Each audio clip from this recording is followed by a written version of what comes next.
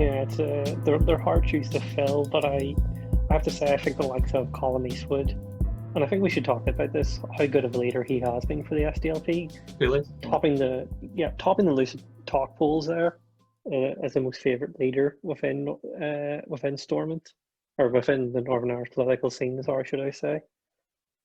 Why do you think, Matt, that Colum Eastwood has been so successful or so well liked across the board for the public?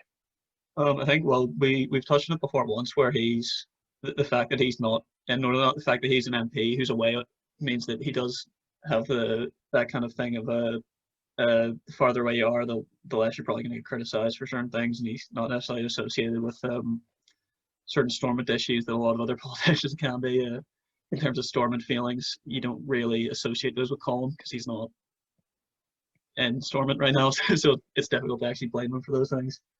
No, definitely, I think that he's all. I don't want to take away from him because he is a brilliant politician, but at the same time, whenever you compare him to someone like Michelle O'Neill, I think he kind of just looks good in terms of the fact that he's not messing up on various things. He's a very well-spoken guy. He's able to deal with conflict and talking to other people very well in a way that doesn't kind of anger other people.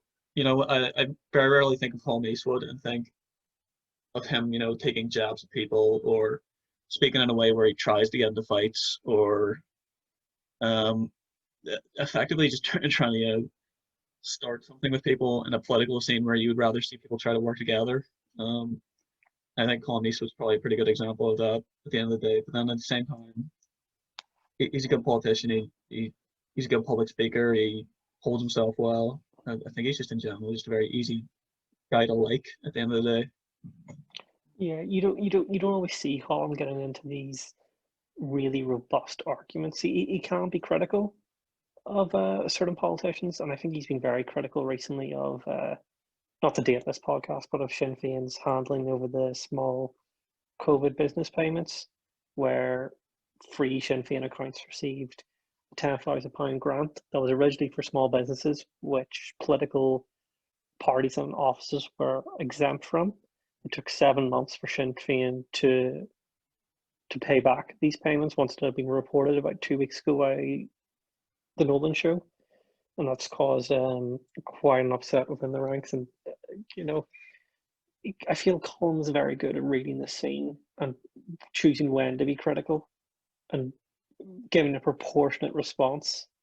It's not like with the best way I can explain it on how Colin Eastwood would tackle his political rivals. He's timely with it, but he doesn't linger too much on it. While I would see within unionism, when it comes to attacking Sinn Féin, they'll keep going for weeks and weeks and weeks, and they sound like a broken record until the time when you're like, can you move on? Like, it's been, what, 4 months, 5 months since the Bobby Story funeral from this recording, and there's still unionist politicians banging on about it.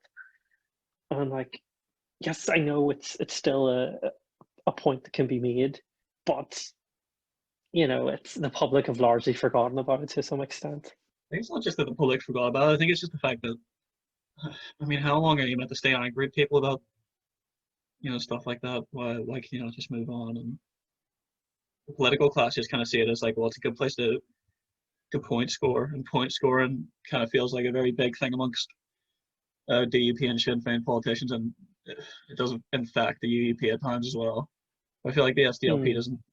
I mean, that's probably not. I feel like Colum Eastwood doesn't go around point scoring all the time, which I quite like about him. He doesn't seem to be. No, I think he's more tactful about it. Yeah, and more in taste about it.